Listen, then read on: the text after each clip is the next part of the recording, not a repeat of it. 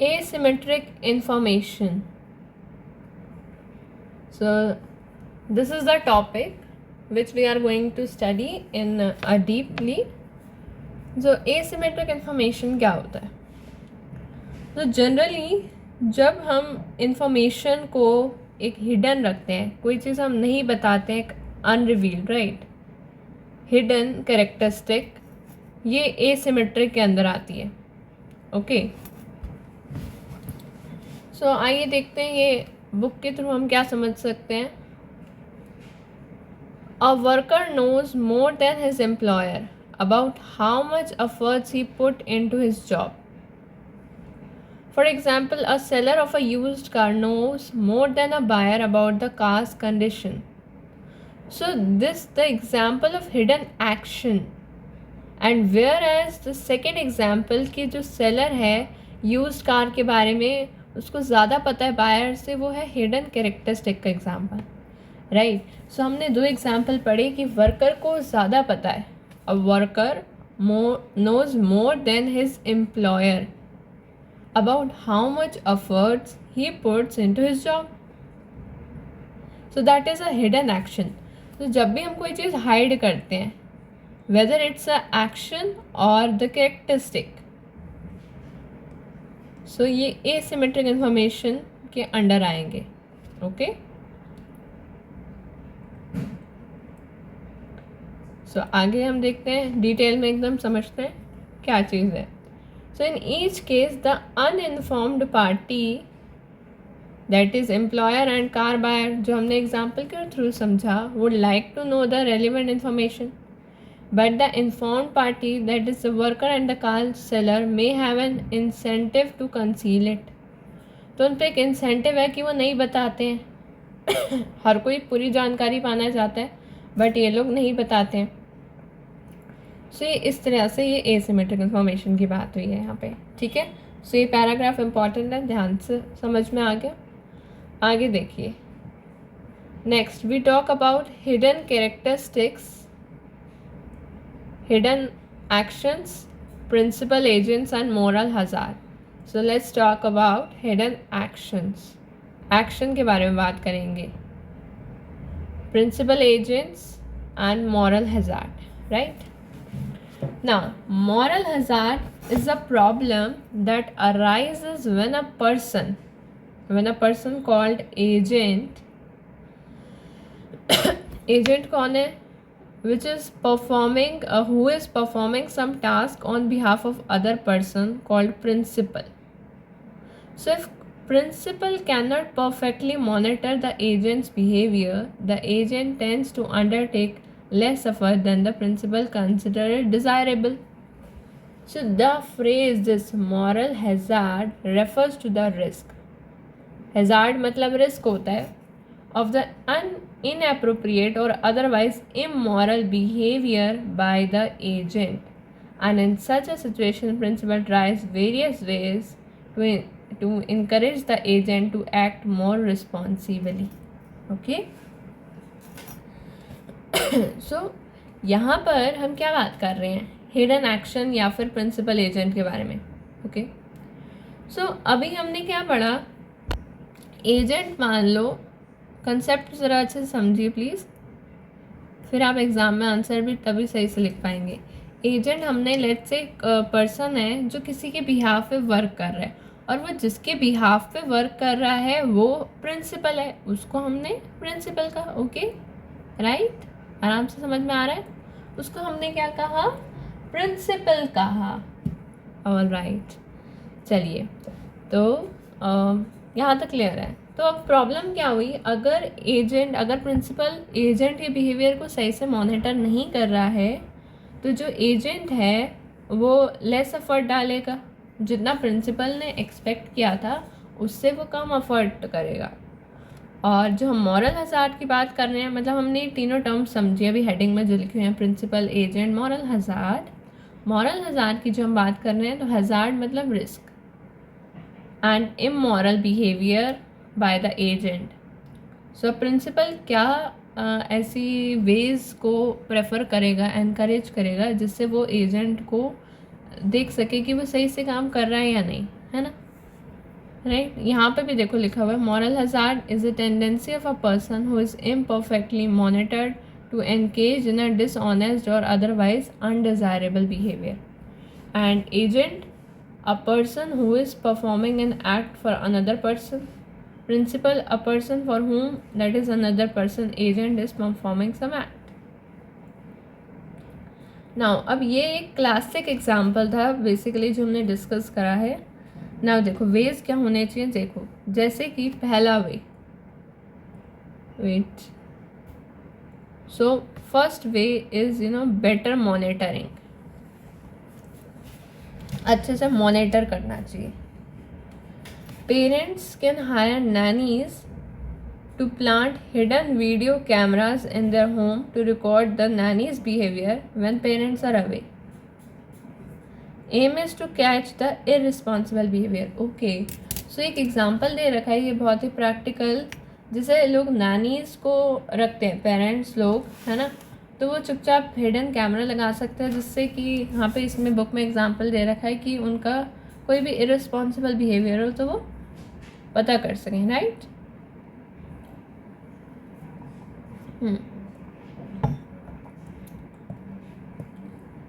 Sorry, देखिए, और high wages. सो एक एफिशिएंसी वेज थ्योरी की हम बात कर रहे हैं.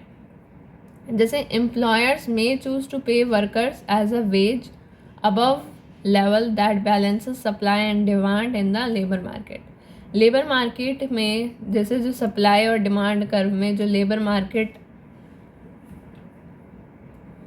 इस जैसे सप्लाई एंड डिमांड पे एक इक्विलिब्रियम बनता है जहाँ पे वो लोग इन लोगों का सप्लाई और डिमांड का इंटरसेक्शन होता है, this is demand and supply का, है ना.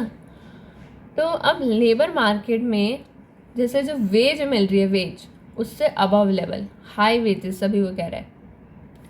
सो worker who earns above the equilibrium wage is likely to shirk because if he is caught and fired he might not be able to find another high paying job.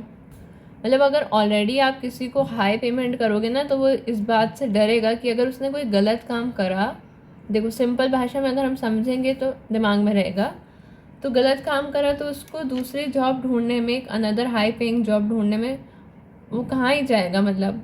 Right, समझ लो. Okay, next देखो guys, delayed payment. देर से payment देके भी कर सकते हैं. अगर हम डिले कर देंगे ना, सो वर्कर जो है वो लार्जर पेनल्टी सफ़र करेगा अगर वो पकड़ा गया गलत काम करते हुए. तो डिलेड कर देंगे उससे क्या होगा, firm may choose to pay his worker more later in their lives and wage increases the worker get as the age may reflect not just the benefit of experience but also a response to moral hazard. right. okay, तो एक तो delayed payment हो गई. और क्या कर सकते हैं, जो फर्म है ना वो ऐसे वर्कर्स को चूज़ करेंगे पे करना जो मोर लेटर हो लाइफ में. सो उससे क्या होगा, thus the wage increases the workers, wage increases. See, आप लाइन समझ रहे हो, ये लास्ट वाला आपको समझ में आया. डिलेड पेमेंट क्या कहना चाहता है, देखो डिलेड पेमेंट, एक तो डिलेड पेमेंट अपने आप में ही समझ आ रहा है कि हम देर से पेमेंट देंगे तो वर्कर जो है कोई भी ऐसा काम नहीं करेगा जिससे वो फायर्ड हो जाए, क्योंकि अगर वो हुआ तो उसे लार्जर पेनल्टी भरनी पड़ेगी. पहली लाइन क्लियर है. And one example of delayed compensation is the year and bonus. ये बात भी क्लियर है. नो सिमिलरली लास्ट लाइन देखो क्या कह रही है, अ फर्म, अगर कोई फर्म है, may choose to pay its workers more later in their lives, right? And thus finally conclusion क्या निकला इससे, thus the wage increases that workers get as they age may reflect not just the benefits of the experience but also a response to the moral hazard. So इससे क्या होता है, thus the wage जो है वो last में increase होती है, तब तक क्या होता है, जो वर्कर है वो उनकी एज आ जाती है, उम्र आ जाती है, और मतलब थोड़ा टाइम हो जाता है, और उससे ये रिफ्लेक्ट होता है ना केवल बेनिफिट्स ऑफ एक्सपीरियंस भी पता चल जाते हैं, बट ऑल्सो हमें ये भी पता चल जाता है अभी तक मतलब फर्म के ऑनर को कि उसका वो मॉरल हजार्ड के मामले में कैसा है, right. So I hope clear है यहाँ तक आपको। चलिए, ये एक एग्जाम्पल दे रखा है, you can study by yourself. मैं आपको यहाँ मेन बातें ही पढ़ा रही हूँ अभी फ़िलहाल। Okay, now other example beyond the work place देख लें, जैसे कि home owner with a fire insurance. Fire insurance के एग्जाम्पल देख लेते हैं। फायर इंश्योरेंस का एग्जाम्पल है गाइस। सो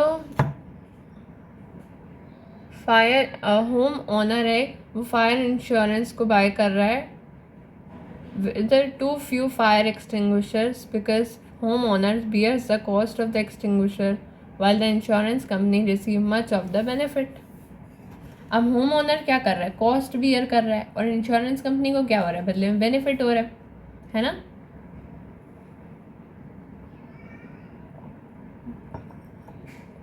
नेक्स्ट अगर हम बात करें, एक फैमिली है, वो रिवर के पास रहती है और बहुत ज़्यादा उसे फ्लड का रिस्क रहता है, because the family enjoys the views while the government bears the cost of disaster relief after a flood। अब भाई फैमिली जो है वो मतलब थोड़ा अजीब एग्जांपल उन्होंने दिए है, बट ठीक है, प्रैक्टिकली जैसे एक फैमिली है वो अब रिवर के पास रह रही है, तो हाँ वो व्यूज़ को तो एंजॉय कर ही रही है, पर जब फ्लड आएगा ना तो उनका नुकसान तो होगा ही ऑफ कोर्स, साथ में जो गवर्नमेंट है उसको क्या करना पड़ेगा, डिज़ास्टर के लिए कॉस्ट भरनी पड़ेगी, है ना, भरनी पड़ेगी ना, तो डिज़ास्टर के लिए कॉस्ट भरनी पड़ेगी। Next, many regulations are aimed at addressing the problem. An insurance company may requires home owners to buy the fire extinguisher and government may prohibit building homes on land with high risk of flooding। सही बात है, but the insurance company does not have perfect information about the cautious homeowner। अब insurance company वाले को तो नहीं पता ना कि जो मेरे से इंश्योरेंस ले रहा है फायर एक्सटिंग्विशर का वो कितना केयरफुल बंदा है। हम इंश्योरेंस तो ले लें और वो जान के अपना ध्यान ही ना रखे कि भाई अब तो इंश्योरेंस ले लिया है तो अब भाई घर में आग लगने के जो भी रिसोर्सेज होते हैं ध्यान ही ना रखे, अब कैंडल को कोई पर्दे के पास जाके रख देगा तो घर में आग तो लगेगी ही ना। तो अनकेयरफुल हम होम ओनर को नहीं दे सकते हैं। और गवर्नमेंट क्या है, गवर्नमेंट के पास भी परफेक्ट इन्फॉर्मेशन नहीं है about the risk that the families undertake when choosing where to live. अब भाई गवर्नमेंट जो है वो तो भाई पैसा खर्च करे और अब वो जान के ही लोग जा के फ्लडी एरिया के पास रहें जानबूझ के, तो इंटेंशनली, तो ये तो गलत है ना, राइट।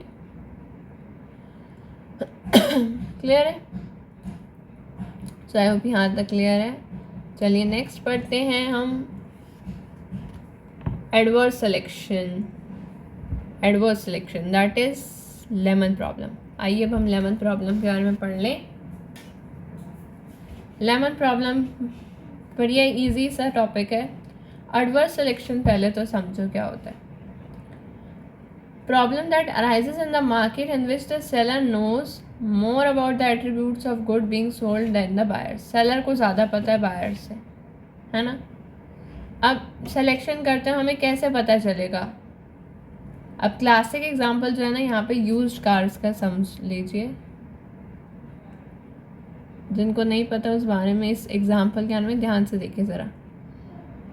सेलर है, यूज्ड कार्स है जैसे व्हीकल्स है, while the buyers often don't know. तो इस बारे में सेलर को तो पता होगा, सेलर को पता है, जो बेच रहा है उसे तो पता है इन्फॉर्मेशन, पर बायर जो खरीद रहा है क्या उसको भी पता है कि कार कैसी, नहीं, बायर के पास परफेक्ट इन्फॉर्मेशन नहीं है।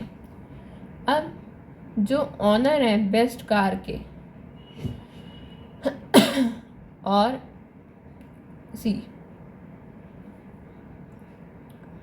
Let me make you understand. देखो, दो तरह के ऑनर्स हैं। एक यूज्ड कार में भी दो तरह की कार है, एक लेमन और एक प्लम, ठीक है। अब लेमन जो है, देखो यूज्ड कार में दो तरह की कार है, लेमन और प्लम। लेमन जो है वो एक बैड क्वालिटी है, बैड मतलब पुअर क्वालिटी की कार कह लो, है ना। और जो प्लम है वो ज़्यादा यूज़ नहीं हुई है, अच्छी खासी क्वालिटी की कार है, राइट। ना सी,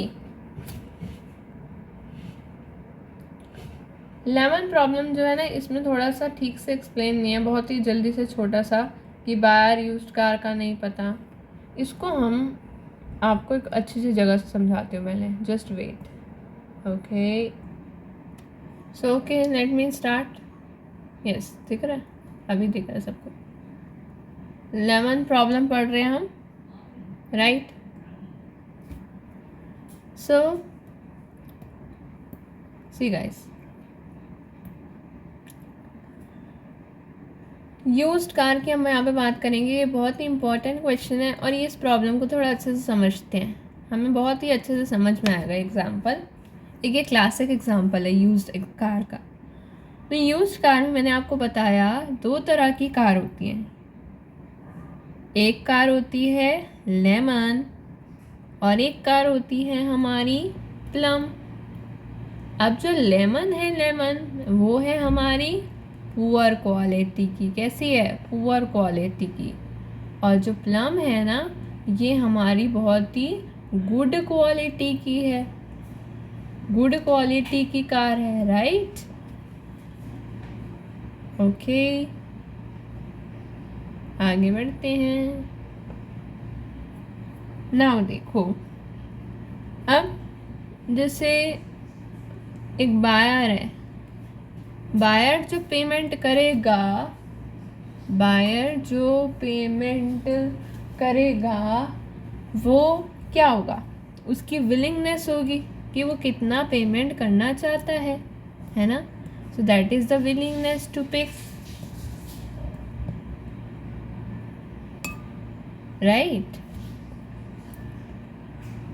उस कार के लिए। और जो सेलर है वो होगी क्या? Seller, cost to the seller, right, है ना। अब देखो,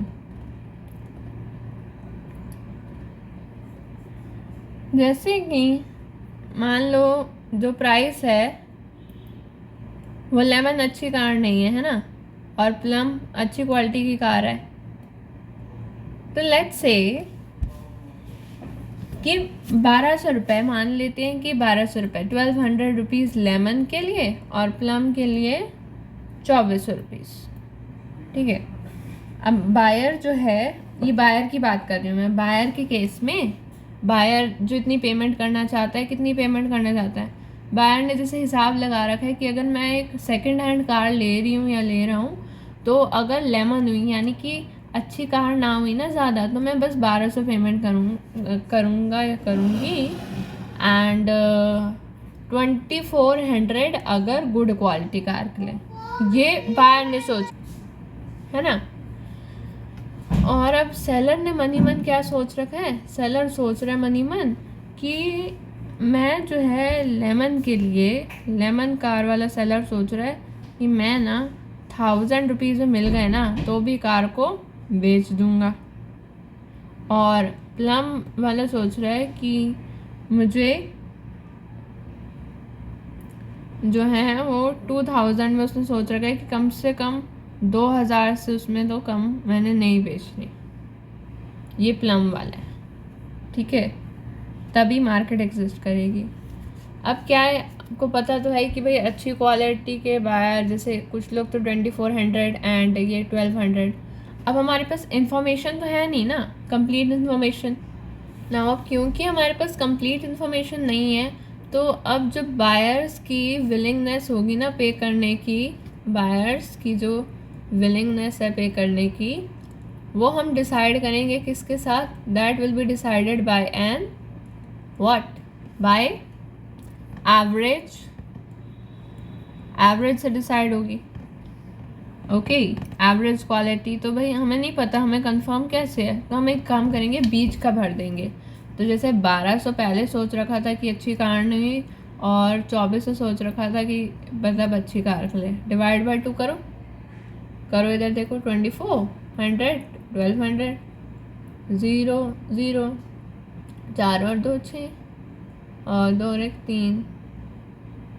अब ये 2 से जब डिवाइड होगा तो हमारे पास आ जाएगा कितना, 1800 रुपीज़। ये एवरेज क्वालिटी के लिए,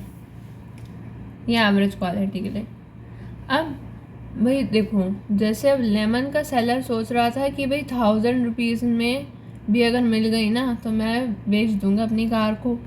और जैसे पहले तो 1200 पे हम मिल रही थी, और अब तो एवरेज क्वालिटी, क्योंकि पता ही नहीं है किसी को कि कौन सी कार अच्छी है कौन सी गंदी है, तो अब तो भाई 1800 मिल रहे हैं यार, 800 रुपये का फ़ायदा।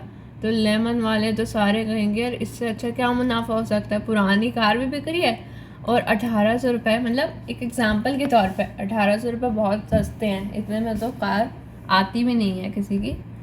तो भाई इतने में अगर कार बिक गई ना, अजम्पशन वाली बात है, तो बस प्रॉफिट ही प्रॉफिट, तो प्रॉफिट हो जाएगा।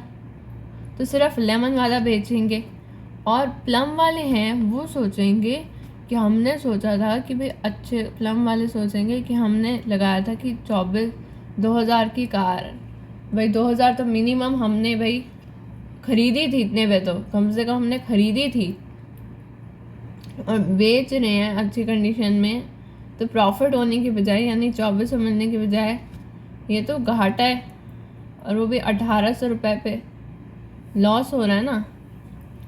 उनके अकॉर्डिंग तो सस्ते पे जा रही है उनकी अच्छी वाली कार, तो वो कहेंगे हम बेचते ही नहीं हैं, हम तो नहीं बेचते। कहाँ हमें सोचा था कि कम से कम भाई 2400 तो कुछ मिले कार वार के, और कहाँ हमें इतना घाटा हो रहा है, दैट्स लॉस। सो भाई प्लम वाले जो हैं उन्होंने तो क्या है, बेचनी ही नहीं है कार, और जो लेमन वाले हैं वो तो कहेंगे हाँ हाँ हाँ हाँ हाँ। और अब क्या है, इस चक्कर में जो सेलर है, बायर है, वो अपनी बेवकूफ़ी के चक्कर में क्या होगा, सिर्फ मार्केट में लेमन ही आएगा, अच्छा सामान तो आ ही नहीं पाएगा।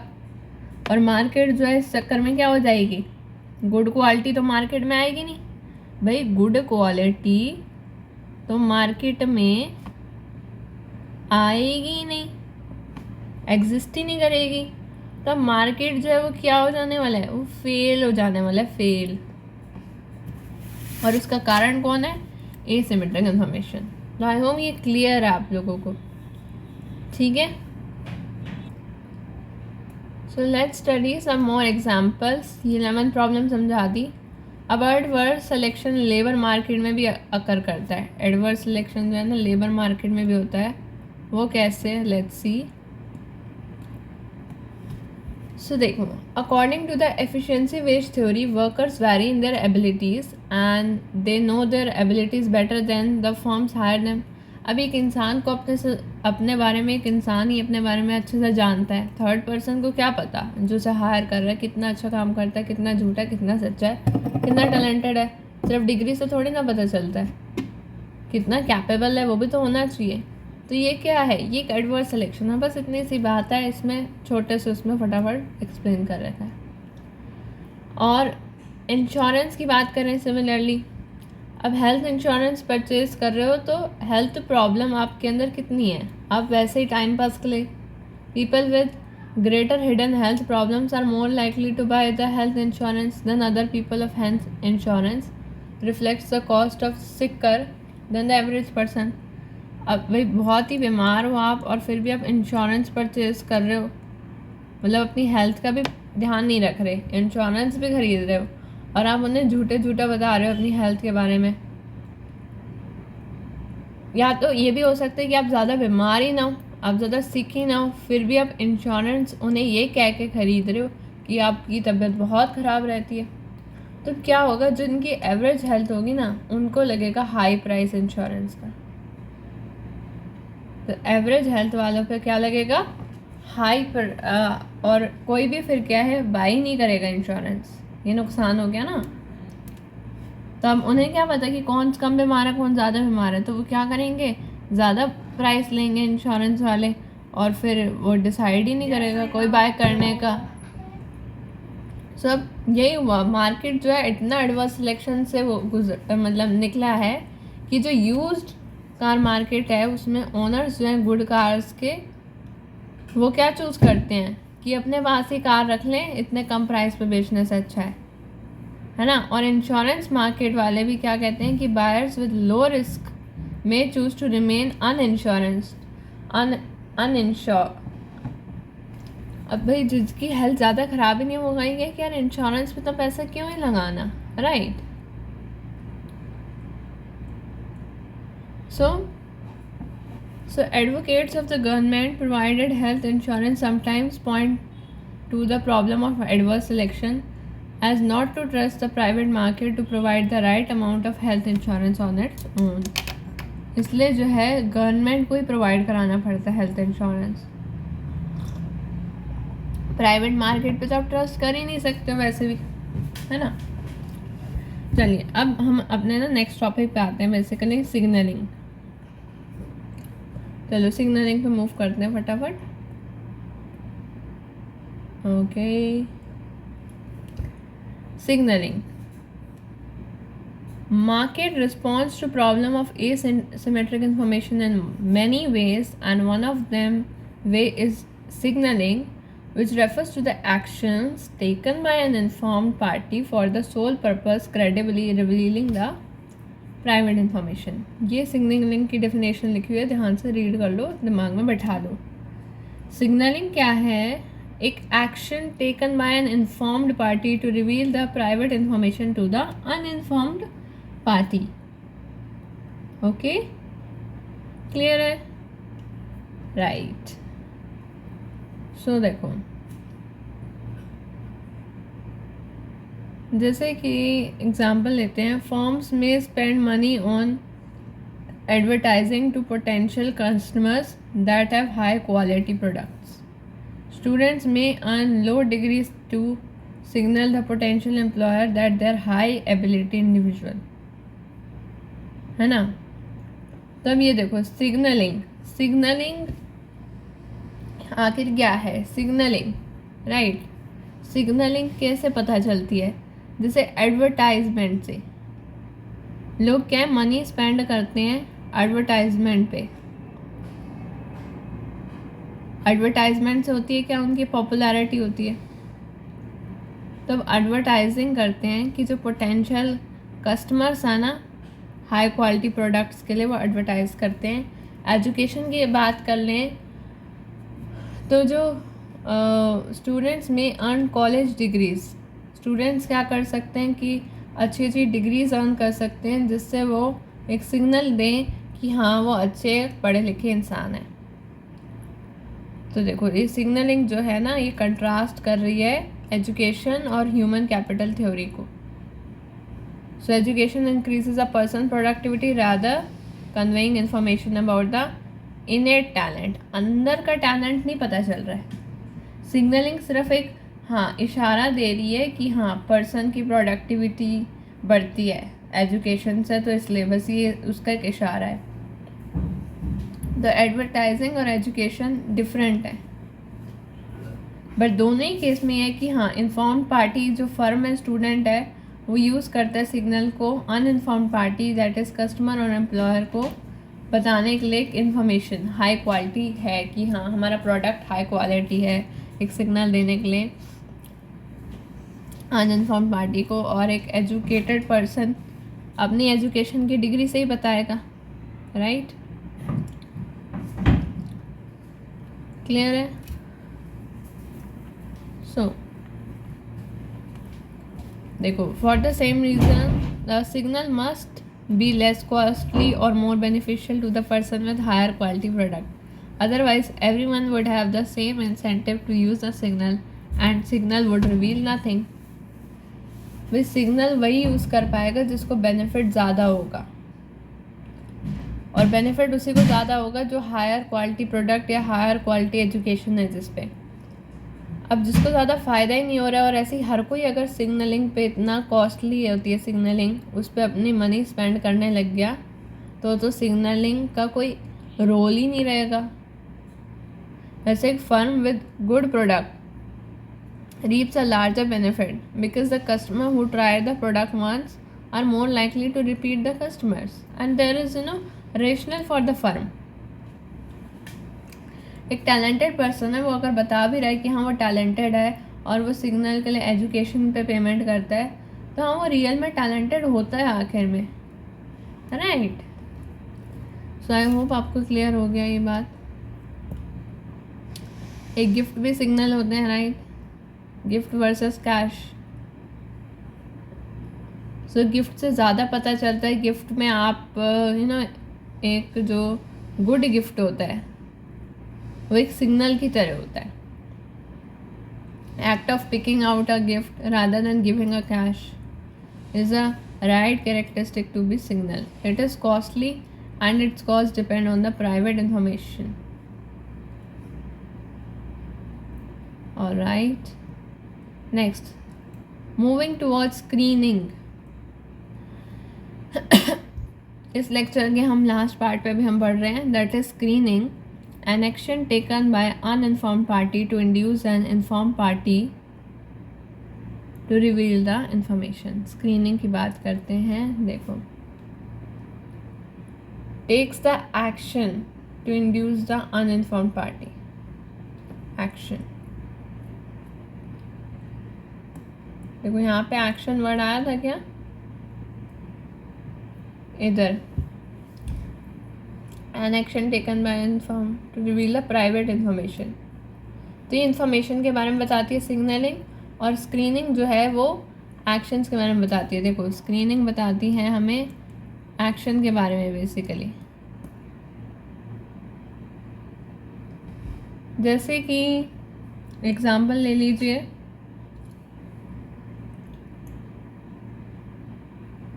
ओके हाँ, a person buying a used car may ask to be the check by auto mechanic before the cell.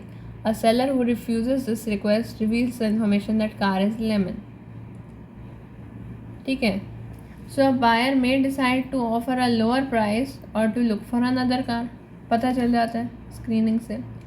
और जैसे कि फर्म जो है वो कार इंश्योरेंस बेच रहा है, तो फर्म जो है एक लो प्रीमियम देगा, लो premium charge a low premium to safe drivers and high premium to risky drivers। Okay, तो वो ड्राइवर की जो हिस्ट्री है उससे पता चल जाएगा कि ड्राइवर कैसा है, बट फिर भी हम ये नहीं कह सकते कि रैंडमनेस क्या एक्सीडेंट की।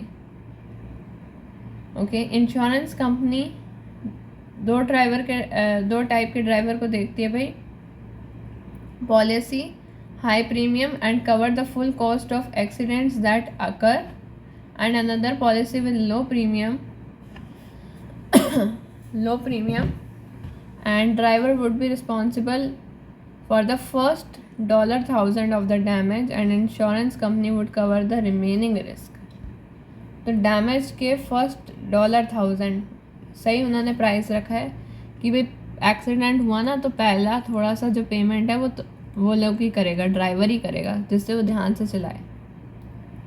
And notice that deductible is more of a burden for risky drivers because they are more likely to have an accident। So thus with large enough deductible, low premium policy, तो वो लोग खुद deduct भी कर सकते हैं, उनने ऐसी पॉलिसी बनाई है। So guys I hope clear है आप लोगों को यहाँ तक। ये हमने एसिमेट्रिक इन्फॉर्मेशन के बारे में पढ़ा। सो इस लेक्चर में गाइज इतना ही। Thank you so much.